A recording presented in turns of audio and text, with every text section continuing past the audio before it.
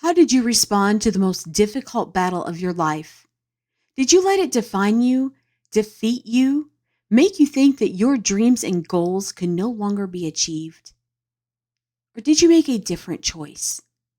In today's episode of Jam Sessions with Tina Eliana, I have a conversation with my mentor and friend, Dr. JC Doornick. JC is currently battling stage 4 renal cancer. And in this conversation, we discuss how this battle has enhanced his perspective on life, deepened his relationship with his wife and children, and increased his desire to make an impact on the world. Listen and be inspired by JC. I would say I'm leaning on that stuff the most right now. But as you know, in my book, I created something called the interface response system, which is my own 4-step rendition of this, where I take this concept of, I think it was Wayne Dyer that said it. He said, if you change the way you look at things, the things you look at will change, begin to change. And I really believe that. And I think a lot of people do believe that, but they don't know how to execute on it. So a big part of my book and what I teach in this interface response system is how to do things, how to take those things and turn them around, how to change the way that you look at things so that the things that you look at change. So that's what I'm leaning on the most right now, is that no matter how challenging or hard things get, or painful, or, weak, or all of these symptoms that would make anybody with a rational mind stay home, I don't allow them to ever have the power to change my course. Mm-hmm. So I just, the river keeps flowing.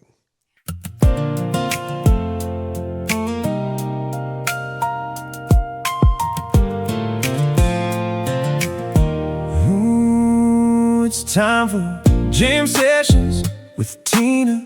She's got leadership, insights, and more. Come on in. Leave the titles at the door. What is something you wish people would ask you that has nothing to do with cancer? Oh my God, that's so funny. What is something that I wish? God, there's so many things that I could think of that does not have to do with cancer and does not have to do with how I got the name Dragon and all of that. I would say every now and then, it's a little bit of a long-winded answer, but and the materials in my book, I would love if somebody would ask me more about my parents. Mm. Yeah, because that's where a lot of the interesting, the dysfunction from my parents, but also I carry a lot of their traits in me. Mm-hmm. And if people knew, the whole premise of my book, Tina, makes sense, comes from an interaction I had with my dad, who I didn't know. Mm-hmm. And I went and I started traveling to France and having these long-winded conversations with him about who he was and what his childhood was like and all of that stuff. And all of those 60 hours of conversations got me to this place where I go, well, then that makes sense. Yeah. So that's where my brand came from. So I would say, yeah, something about my parents. Well, you mentioned that you didn't know. I wasn't raised with my biological dad. I met him in my 20s. Mm. When you met your dad, were there traits that you saw of yourself in him that you're like, oh, I've done that my entire life, even though he wasn't there for me to emulate that? That was just part of who I am. Well, my biological dad was around sort of when I was a kid. But I didn't know him. He was my dad. He was just always traveling. And I always looked up to my dad and thought he was amazing. But then when my parents got divorced and I saw the way he kind of dropped the ball on taking care of my mom, I went through this whole long phase of just blaming everything in my life that I didn't like on my dad and resenting him and all of that stuff. So later in life, so what's funny about your question is the last thing I would ever want anybody to say to me is that I in some way reminded them of my dad. Mm. That would be the worst thing that you could ever say to me. In fact, my brother would say the same thing. But that's because we didn't know my dad, Mm-hmm. right? We just created a story about him. But when I got to know my dad, to your point, um, I started to realize where I got a lot of my superpowers, not only from him, but from his father and our bloodline and things like that. So, yeah, I mean, like my gift of gab, you can put me on a stage in front of 20,000 people Yeah. without a topic and I'll just start talking. I got that from my dad. My ability to talk myself out of high, intense, problematic scenarios. I got that from my dad. My Interesting. ability to kind of perform and things like that. I got that from my dad. I love Yeah. that. I love stories like that. People, Yeah. I grew up with a lot of people knowing my biological father, and so many times I heard, "Oh, you look just like him. Oh, you look just like your dad." And I'm like, "You would know better than I would." That's right. That's right. And yeah, but it's so interesting. Professionally, I'm just like my biological dad. My Interesting. personality, how I connect with people, from what I understand, that was him. Who Hmm. I am personally, totally my mom. How I love people, how I want to nurture people, Yeah. that's what she instilled in me. So it's quite interesting how, how that Love or works. hate your parents, you picked up some good and some bad from them. Yeah. Of those strengths that you have inherited, whether it's from your mom or your dad, are you leaning on right now the most? Well, my dad is a survivor. My dad had cancer, Okay. and my dad never really won. He never really like made it. He was always trying to make it. Mm-hmm. Um, I would say that I've had, quite a bit more success as society would, color it. Um, but I'm definitely, you know, handling this intense adversity right now with grace, as my dad would. I remember when my dad had cancer, much worse. He was under chemo, he had lost his hair. And, I would say, or I would hear somebody say, they would say, Robert, how are you doing? And he would say, fine. How are you? And I realized that my dad had this ability to choose the way he looked at things. So that's a big part of my game now is that, I decided a long time ago where I was going and who I was going to become in life. Yeah. And this diagnosis, very often people think that it's like a roadblock or like some sort of a boulder that's been placed in front of them. Um, but for me, I don't look at any challenges that come up. And I think I might have gotten some of this from my dad, but I don't look at any challenges that come up as having the power to redefine I call it my becoming, what I was set to become in life. I don't really set goals about to acquire things. I've always set goals about who I want to become. So my diagnosis, was didn't carry that power. It didn't carry the power. It changed things a little bit. It changed circumstances and stuff like that. But just like water approaching a boulder, it doesn't negotiate with the boulder. It goes around it. So I kind of took the cancer in like I did with anything else. And I said, okay, this is the new rock that's in our river. Mhm. And you know, it had no say. Plans were still, full steam ahead. But they just had a little bit of, you know, altering, Yeah. involved in it. So I would say I'm leaning on that stuff the most right now. But as you know, in my book, I created something called the interface response system, which is my own 4-step rendition of this, where I take this concept of, so that's what I'm leaning on the most right now, is that no matter how challenging or hard things get, or painful, or,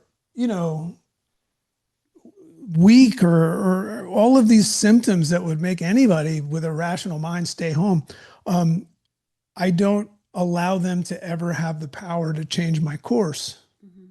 So I just, the river keeps flowing.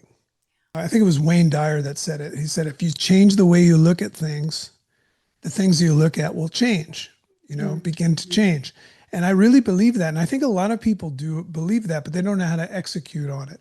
So a big part of my book and what I teach in this interface response system is how to do things, how to take those things and turn them around, how to change the way that you look at things so that the things that you look at change. That's such an inspiration for the people that admire you and respect you and look up to you. Oh, thanks. You definitely, I'm going to try to get through all of this without crying. I promise you. Well, why would that make you cry? Because I admire you so much. And having admiration for someone would make you cry? No, it's more than that. You are a mentor. Oh. You are someone that spoke belief into my dreams. Oh, thanks. Well, And you're pretty amazing yourself. Oh, thank you. But you and Julie, you really, both of you are just, you're pivotal in where I am in my life right now. And respect is something I don't freely give out. And when I respect somebody, they get a very special place in my heart. Oh, well, thank you. I feel honored. Yeah. So that is where that comes from that point of you. Have you had people assume you're putting on a facade? Like you're really not doing this. You're just pretending to be strong. What are some assumptions you think are being made that you would like to set straight? Well, first of all, I don't need to set anything straight. Mm-hmm. That's an important piece of it. If you ever feel like you need to set things straight, it means that what other people say, even if it's not your truth, it's impacting you. I would say I don't need to set anything straight, but I'll explain that I have empathy and understand why people would assume that I'm putting on some sort of an act, because it's not what society has taught us to be like when you're sick. Yeah. Am I in pain right now? Yeah. You can hear it in my voice. This is not my normal voice. That's the medication that I'm on right now. My brain is still extremely sharp. And today I'm having an extremely optimistic day. I really, truly feel like I'm getting well. But I decided to be like this from the get-go. And it comes from a place of, the Stoics called it the dichotomy of control. There are things in life that we control, and there are things in life that we don't control. Yeah. I guess you could say that I'm a control freak, Tina, in the sense that I have always had this ability to release myself from trying to control the uncontrollables. And I have a bunch of funny analogies. Like I never tried to nail Jell-O to a ceiling. I never try to shovel fog or get into a fist fight with wind. Because there's no sense in trying to control uncontrollables. So if you understand that there's certain things that we don't control, like I didn't control getting cancer. I mean, very few people live as healthy as me for the past 20 years. Don't drink, don't smoke, exercise, eat perfectly healthy. So I didn't do anything to get cancer. So cancer was part of my destiny. So I'm not going to sit here and suck my thumb about that because it's out of my control. So no matter what plops in front of me, I always get to sit there and say, which stands for haven't made up my mind yet. It's a nice pause. And I always get to say, remind myself that I have a choice. And the choice that I have is to focus on things I don't control or to focus only on things that I do. So no matter what happens, whether I have a diagnosis or I go through a divorce or I have a financial collapse or anything, any of the adversity that happens in life occurs, I always have a choice to either focus on what aspects of it I control or the latter side. So what do I control in this situation with this diagnosis? I control how I attack it. Mm-hmm. You know, am I going to focus on eating healthy and focus on my exercise, focus on my sleep and all those things? 100% in my control. Am I going to focus on filtering out the kind of people that I allow into my sphere, which is why I wouldn't have to set myself straight with those people, because those people have not been invited into my nightclub. Mm. Those people are not on my guest list. If you're a bouncer at the door of a nightclub, everybody's trying to get in the club, but you look, they're not on the list, and that negates them from anything. Mm-hmm. So when somebody says something to me from a place of empathy, I understand why they would assume that I'm putting on some sort of a skit. This is not how we're supposed to act when we're sick. So I get it. I get it. And I'm not acting this way to inspire them or change them. I'm doing this primarily for my family. Yeah. The hardest part of getting a diagnosis, to be honest with you, especially when you have my mindset, is all of the fear that you see in the eyes of your children and your wife and things like that. If they weren't worried at all, if they knew what I knew, we'd be fine. This would be a piece of cake. But I'm making sure that they see me focused on the prize and handling what I control and not worrying about the things that I don't control. I stay away from doctors. When we go into the doctor's office, all they want to tell me is, like, I always joke and say, doctors either go like this or like that, thumbs up or thumbs down. They never have anything really good to say. They just tell you about fear and statistics. So I always say, hey, doc, here are the rules. If you don't have something good to say to me, talk to my wife, not me. Mm. I said, because I've made a decision that I'm going to be happy and healthy, and I'm going to move forward, and I'm going to focus on, not only beating this, but getting, to a new level of health and happiness and all of that stuff. So if you have nothing in support of that, talk to my wife. She'd be happy to talk to you about that. So those things are under my control, and I stay that way. I love that. I'm visualizing your nightclub, right? And cancer's become your uninvited plus one, so to speak, into your nightclub. You got to be pretty special to have a plus one, Yeah. Yeah. I mean, so this comes from my book. There's the bouncer. So, I used to be a bouncer. So that's where I came up with this. So a bouncer stands at the door, and the bouncer's job is to create a nice atmosphere in the nightclub, right? So what that means is that, there's music, there's drinks, and there's dancing, but the quality of people in there is very important. So that's why you have to be very careful who you let in. Now, you've got the guest list, and if people are not on the guest list, they don't get in. They have to go to the end of the line, and most people on the line don't get in in the nightclub. But the other job of the bouncer is to every now and then recognize that people get in. They sneak in somehow. They sneak past the goalie. So sometimes the bouncers have to go through, and we used to do this in college, and kick people out. Yeah. And sometimes that's kicking people out of your lives, but also kicking some unhelpful thoughts out of your mind.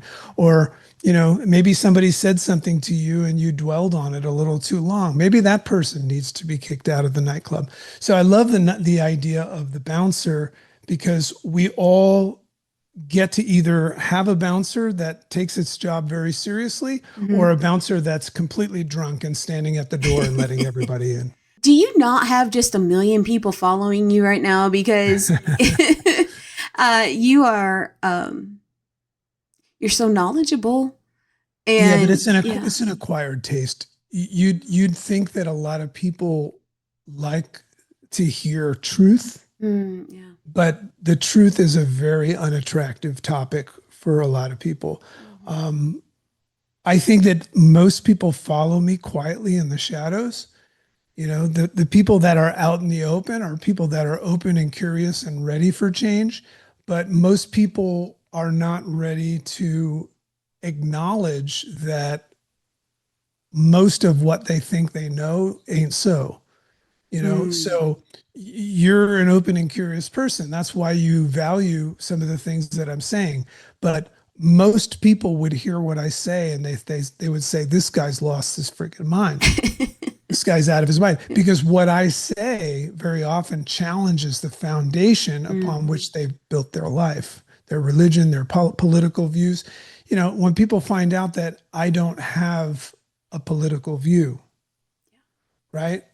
Mhm. I mean, I'm the last person that most people want to talk, because if I don't have, I either have a view that's different than you or the same as you. If it's the same, I'm in. But if it's different, I'm out. Yeah. But if it's neutral, I'm out. So we live in a world where you're supposed to have an opinion, Mhm. right? You're supposed to go this way or that way. And if you don't, very often people are, you know, not very interested in you. So one of the things that people notice when they hear me talk is I haven't made up my mind about anything. I Mm. like to revel in uncertainty. If I say something and somebody proves that it was wrong, I'm fascinated with that, Yeah. right? I'm not in search of being right. I'm in search of the truth. Yes. So that's a fun aspect, but very frustrating for people. So no, I don't have millions of people following me, but I've got a nice group of really cool people. My next book is almost done, and it's a book about how careless we are with what we care about. Mm. You know, I just think that, and it's not our fault, you know, our mother, father, teacher, preacher, our society, evolution has programmed and conditioned us to give a crap about certain things. And, you know, and if you don't follow that, you know, you're a little bit of a threat to society. Um, so yeah, that's it.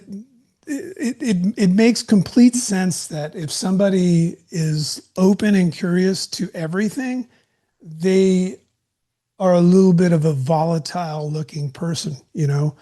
Mhm. Um, that's dangerous in this world, to actually think about things before you do them, Mhm. because this world is primarily about persuading people to do things. You know, if you look at, you know, the biggest industry out now is the attention industry. Everybody's vying for your attention.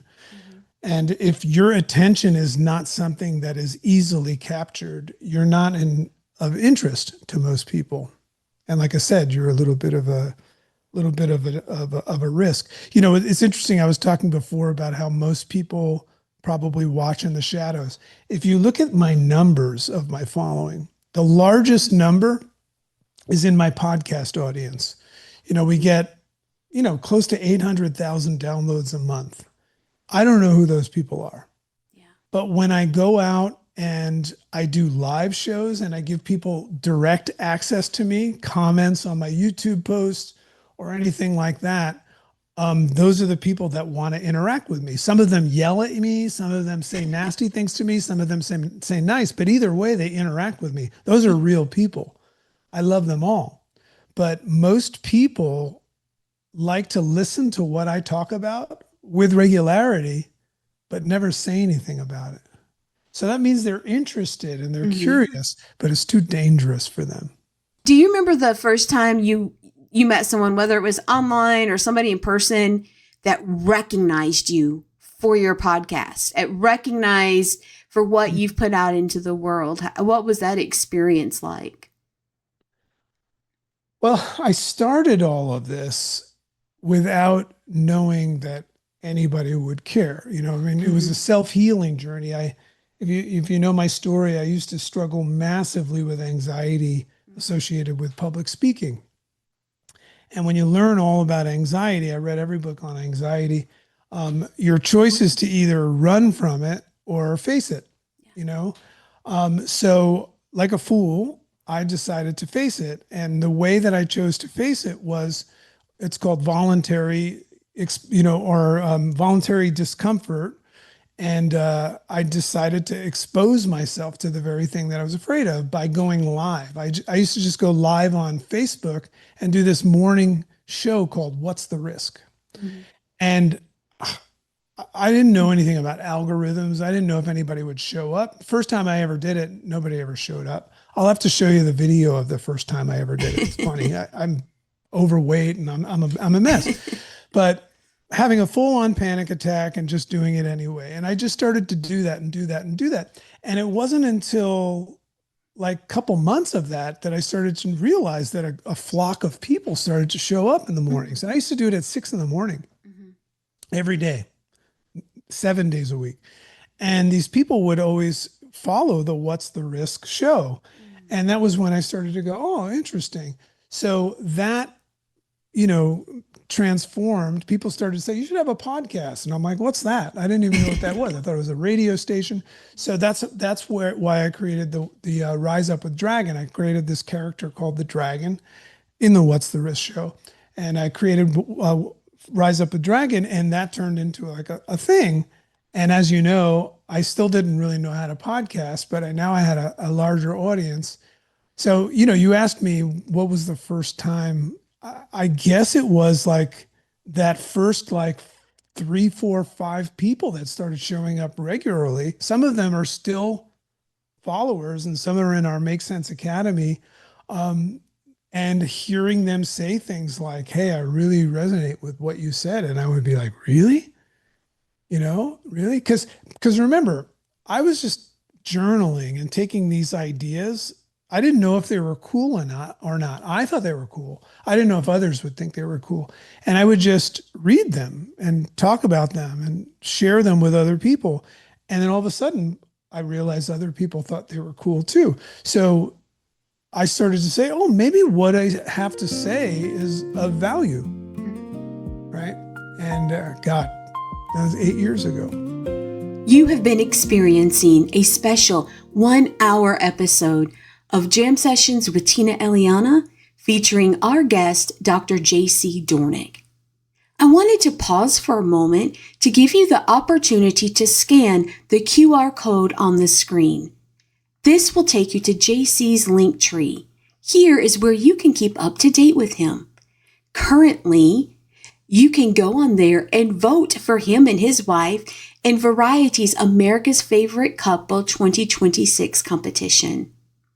There's also a link where you can make a donation to his medical expense fund on GoFundMe. You can also click on there and go to his Make Sense podcast. There is also a link to his website. Now, before we get back to the episode, I wanted to share just a small passage from his book, Make Sense.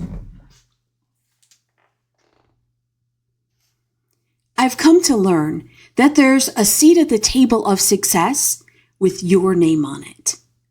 Nobody else can take it, but it's gathering dust. Why? Because reaching that table takes work, discomfort, and risk. Most people won't make the climb. That's why cemeteries are the wealthiest places on earth, filled with the dreams and ideas that never got lived. Eventually, we all face a moment where we realize the status quo isn't cutting it. The rent is due. The diagnosis hits. Or the relationship collapses.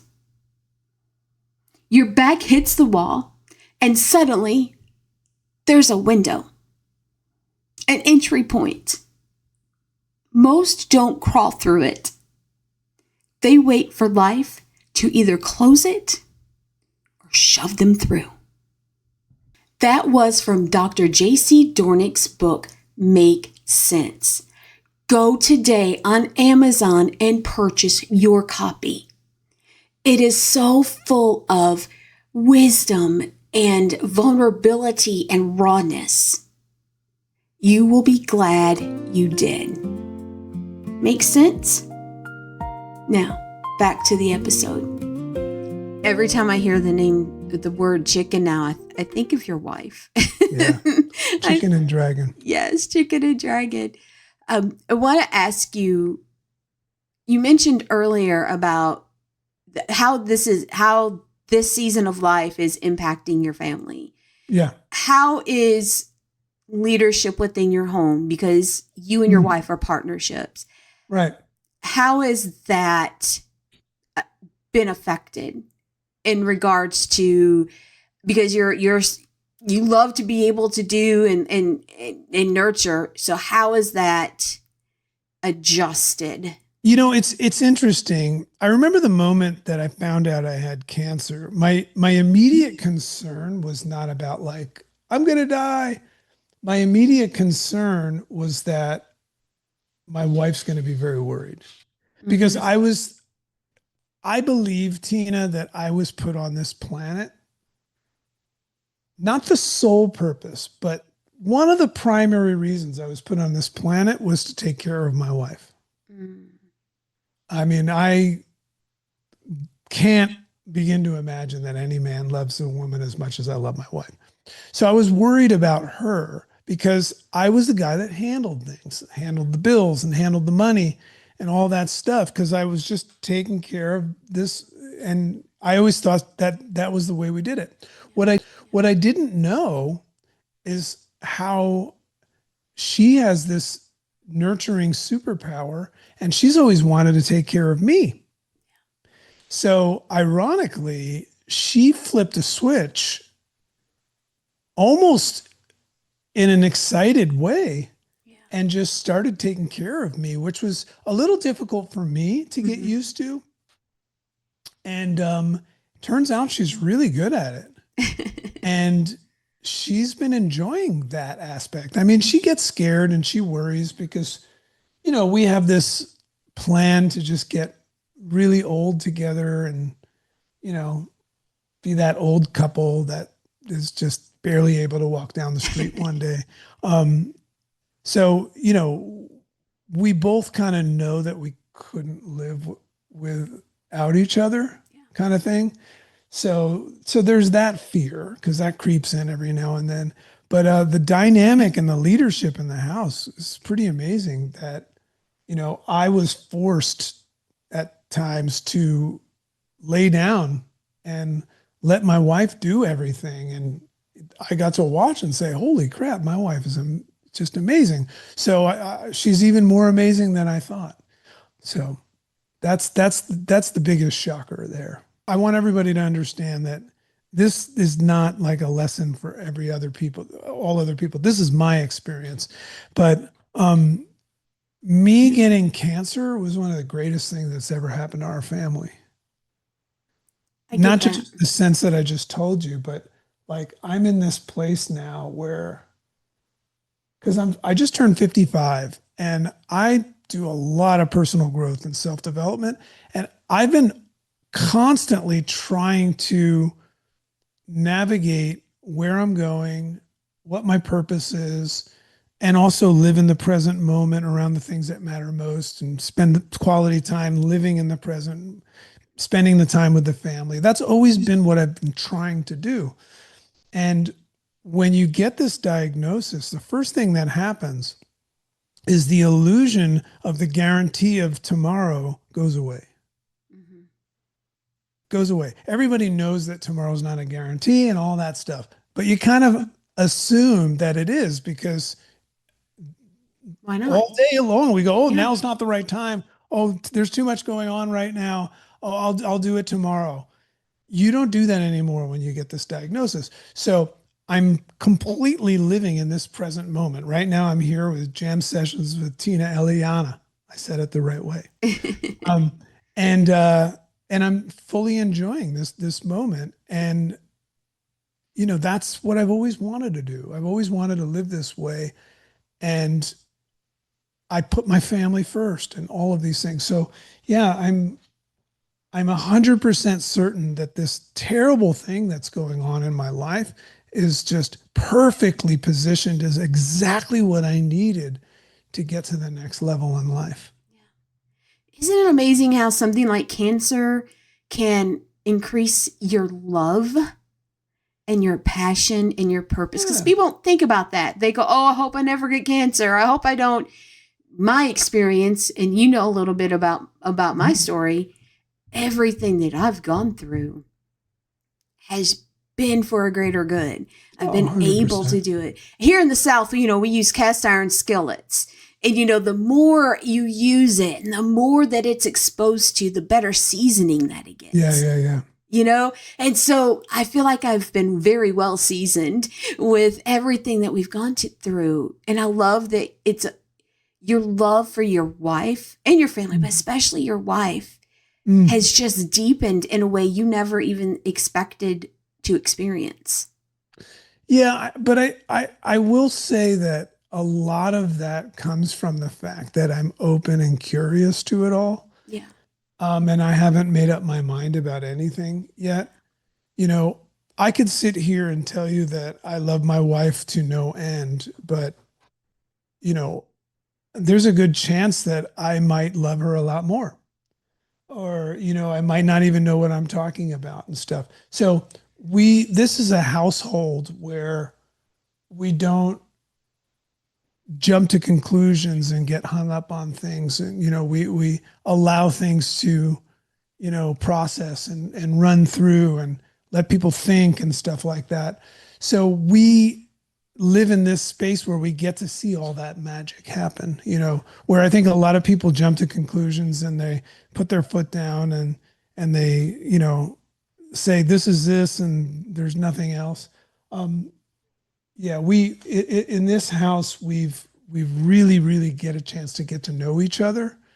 And that's not, I'm telling about my kids, I have 3 kids. I have 2 boys and I've got my little daughter. And, I just have these wonderful relationships with them. And they're probably get a little worried about me as well. But, I tell my kids all the time, I go, I want you to understand something that, we're all going to die at some point. And I just want you to know that if for whatever reason, it's not going to be from cancer, but if I were to die tomorrow, I want you to know that I have lived an extraordinary life and I died becoming the person that I wanted to become.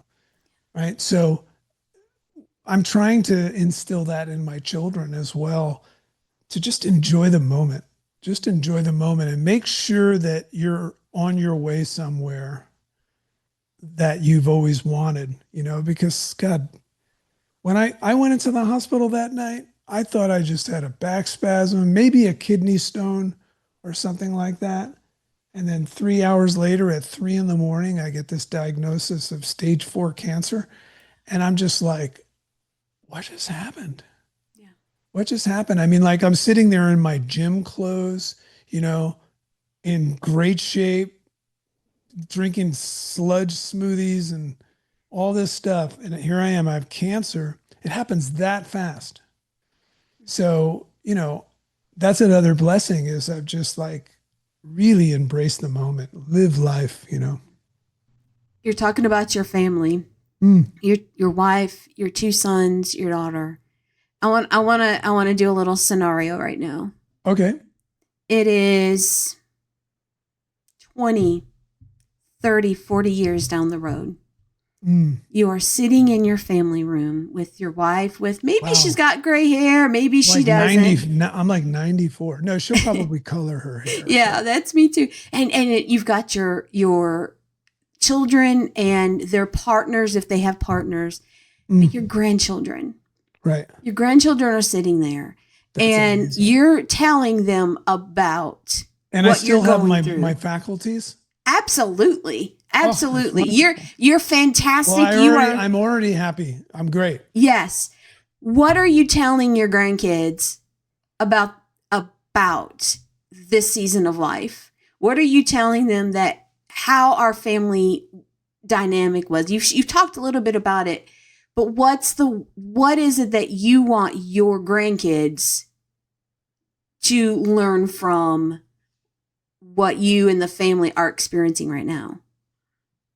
It's a really interesting question. And my answer is probably a little bit different. I don't think I would want them to know anything and need them to know anything. I think that I would just sit there and give them my undivided attention Mm. and let them experience what that feels like. To just feel unconditional love and just see that I actually don't care about anything but what they have to say. Mm. And let them feel that. That's all I would want them to have. Because what's the value of me like back in the old days when your grandpa did this? Like, they'll never understand it. I'm sure they'll hear the story. There'll be podcasts and books out there and all that stuff. Yeah. I will just want to sit there and soak it all in. Like, you just gave me this visual of having grandkids, and oh my God, the thought of my two boys and my daughter having kids, and oh God, I don't know. I would be speechless. I would just sit there and just love the heck out of them. They would say, Grandpa doesn't talk much. And they would say, you should have seen what he was like when we were younger. And then we'd have a laugh about it. But, sometimes silence is the best way to communicate. Silence is its own language. Yeah. Yeah, absolutely. Absolutely. And I'm still I've got the visual, and I don't even know what your family looks like other than your wife, but I still have this visual, and it is it's such a precious moment to just sit in and think of. Oh yeah. I'm the way that I grew up when I was younger. The fact that I'm still alive is just extraordinary. Mm. I mean, 5 of my close friends are dead. Mm. And I ran with a crazy crowd, whether it was, there's some suicide in there and some drugs and, too much fun. So when you gave me that visual of me being like 90 and like still having my faculties, I would be so grateful for that moment. Yeah. That I don't think I would have anything to say. I would just be soaking it all in. Yeah. And that's kind of what I've been doing a lot of recently, at 55, because I didn't think I was going to make it this far. If we're computers, we don't want to be factory reset. We don't want to be those default settings. We want all the upgrades. We want all the enhancements. And I have empathy, as you talked about, for the people that would rather stay a factory reset. Mm-hmm. I can't even hardly imagine my life before who I am today. It's like I'm always evolving, and I'm always seeing that version of me. How have I know you don't want a factory reset, right, in your life? I don't. No. Absolutely not. For the people that may be listening, I would end up right where I am anyway. Yeah. What would you say to people that feel they're stuck at a factory reset, that they're scared to take that first step? What encouragement would you give them? I would probably spend most of that time saying, I understand, What I know about those moments where I thought I was stuck, now they can't see. Mm-hmm. So it would be silly for me to explain that. Like, I could look back at those times that I claimed I was stuck and realize now that I was stucking myself because I was afraid of something or whatever, Human beings will get unstuck when they're ready. The best way, and if people don't believe that, I like to give them an example from my book called The Air. I always say, I'm going to prove to you right now that you can do anything. Anything. And they go, oh no, you don't know me. And I said, watch. And I said, if you and I are standing in a pool of water and all of a sudden out of nowhere, I push your head underwater, what is your greatest desire while I'm holding your head underwater? What do they say? I would think that they would say to be able to breathe, to be Air, able to get right. out of that. Yeah. They want some air. But they kind of still think I'm just horsing around. So they try to get out and they realize that I'm actually holding them underwater. And I mean business. What happens to their desire for air? Does it go up or down? Well, I know how I would respond. Mine would be it would go down because then my desire would then be I want to get out of this situation. Well, what I'm saying is that if you can't breathe because your head is underwater, Mm-hmm. and then realize somebody is holding you underwater, does your desire to want to breathe go up or down? I guess it would go up then. Massively. Yeah. Massively. And if you were in that situation, what would you not do to get that air short of dying? There's nothing that you wouldn't do. You would try to kill me. You would try to hit me. You do everything you could because it's do or die. So when a human being claims they're stuck, I believe all they're doing is acknowledging that thing that they feel like they're stuck from going and doing just doesn't have enough air quality to it. They don't have the desire and the urgency for it. And that's totally cool. Because if I don't want something really bad, I'm not going to go get it. Mm-hmm.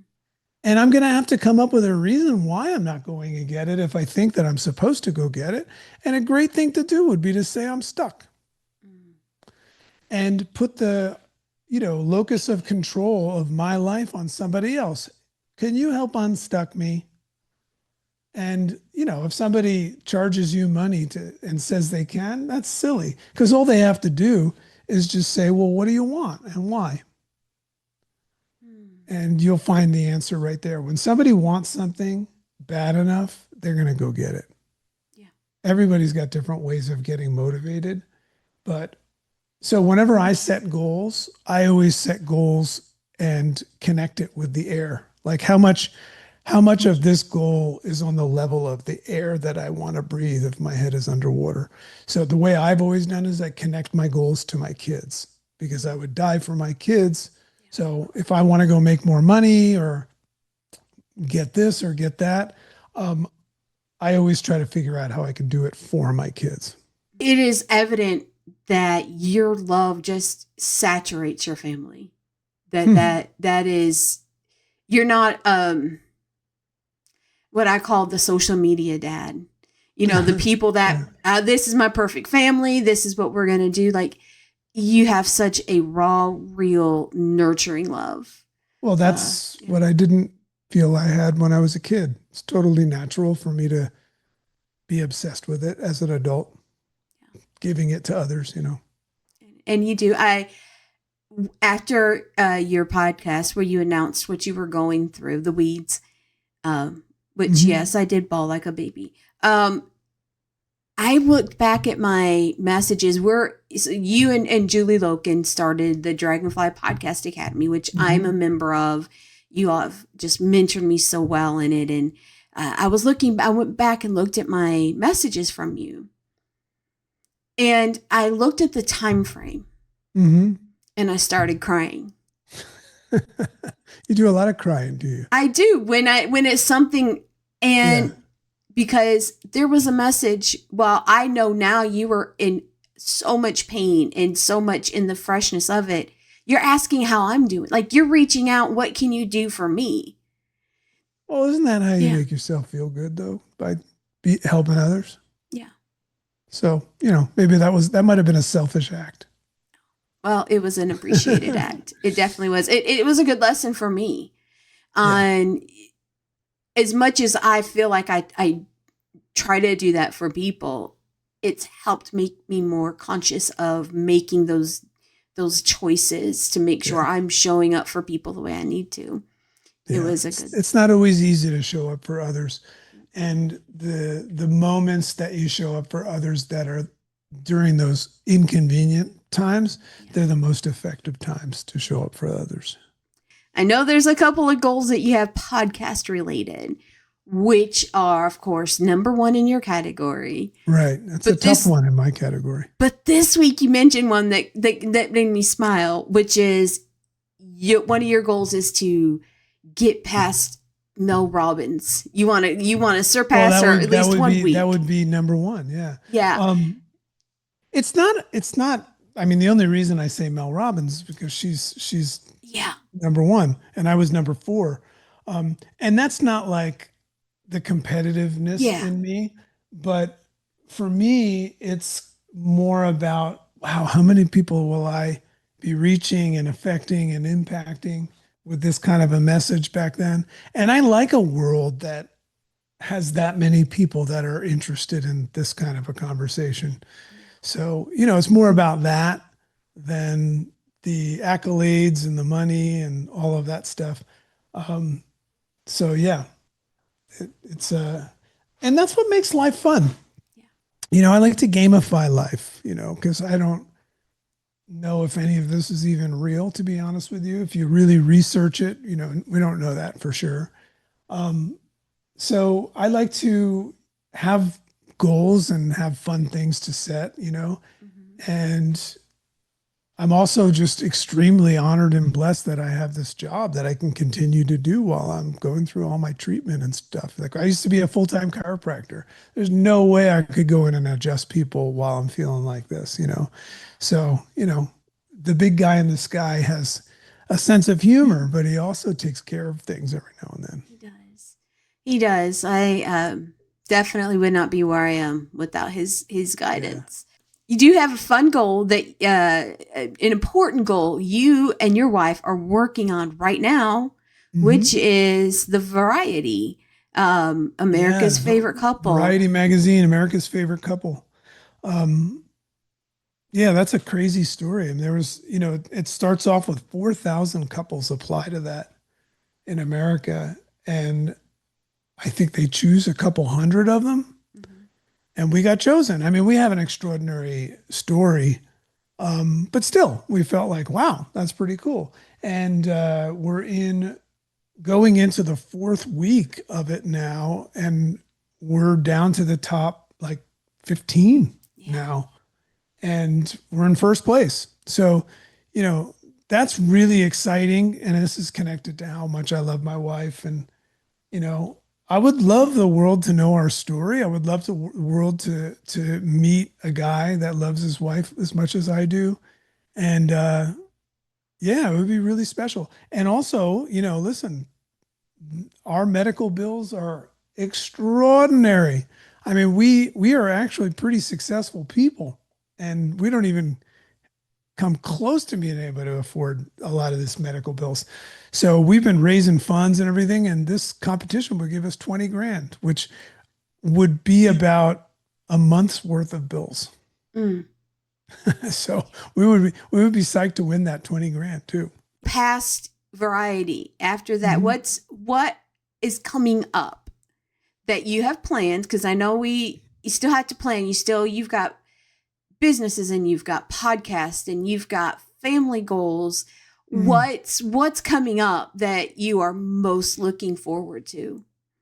Well, for sure, my two boys are, stepping into real life, and I'm having such a ball. Like one of my sons is kind of on his way to work with the FBI. Mm. So that's really cool. My other son is almost done with becoming an electrical engineer, and he's got a great job. Um, and my daughter is competing internationally in jujitsu. So I would say the bulk of my interest in life is around my kids right now. Um, but as far as my career goes, which is secondary to that, we're very excited about arming and equipping people with the ability to do what I just said I felt blessed to be able to do. And that is to, from the creation of the idea and the concept to growing and scaling and monetizing a podcast. We started the Dragonfly Podcast Academy. We're also doing private consulting for people on a high level. So yeah, my partner Julie Logan and I are very excited about that, and we have so many wonderful people like you helping us out with that. So there's that, and there's the second book. I want to write a book every year, and I love this. The idea of this next book is coming out, and the podcast. It's just I'm doing everything that I know I need to do to grow it and take it to this place where we can bless a lot more people. One thing that's new is that my wife and I now for sure know what it's like to go through hard times and need help from others. So we have this vision of creating like an abundance of wealth to the point where we can start going around and finding people in our situation and blessing them. The Dragon and Chicken Foundation. The Chicken and Dragon Foundation. I love that idea. I just love the idea of finding just good, hardworking people that have just had a rough sequence of events happen while they were doing good and helping others and stuff like that, and just struggling with all sorts of things, and just stepping in there and just being like, hey, we're going to float you 50 grand right now and you don't need to pay it back. Like that kind of a thing. Yeah. That's probably going to be our greatest accomplishment. I see it. I see the headlines. I see the news clips. I see it. And the smiles on your faces, I'm visualizing it. I'm helping you put that out into the world. I just got a text from my daughter. She's my daughter, for whatever reason, calls me Paul. I don't know how she came up with that. And she just she's my daughter. So like, I always think that somebody's trying to kill her. And she takes care of me. She says, I love my Paul so much. And I said, and she goes, I'll be home by 4 at the latest. Like that right there is like the greatest part of my day, where I just have this relationship with my daughter that is just like, who cares about anything else, Have you ever thought about doing a podcast with your kids? Yeah, but I mean, they would have to want it. This is, if my kids were interested in podcasting, they'd be hanging around me podcasting a lot more than they do. So, remember, I have this whole extraordinary story because it's my, hero's journey of my own. So I'm just going to let them have their own hero's journey with the highs and the lows, and just be there for them. So yeah, sure. That would be super cool, but only if they came up with the idea. Yeah. Or even just like a guest or a limited series your family could do, No, that'd be cool. That'd be super cool. I mean, God, my kids are very, very special. To say it's been an honor to have you here is an understatement. Yeah, it was fun. Thank you. I appreciate it. And I'll see you around the academy. Okay, great. Thanks for having me. It was an honor and a privilege.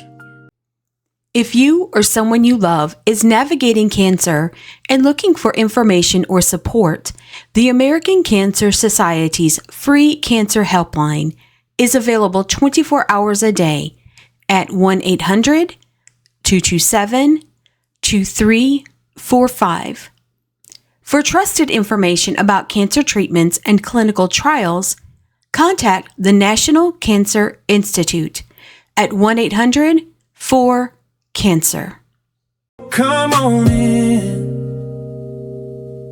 Leave the titles at the door. Thank you for listening to this episode of Jam Sessions with Tina Eliana. Please subscribe to our channel, download this episode, and share it with someone. You can also listen to the Jam Sessions Jukebox at jamsessionswithtinaeliana.com. Take care, and until next time, I'm Tina Eliana.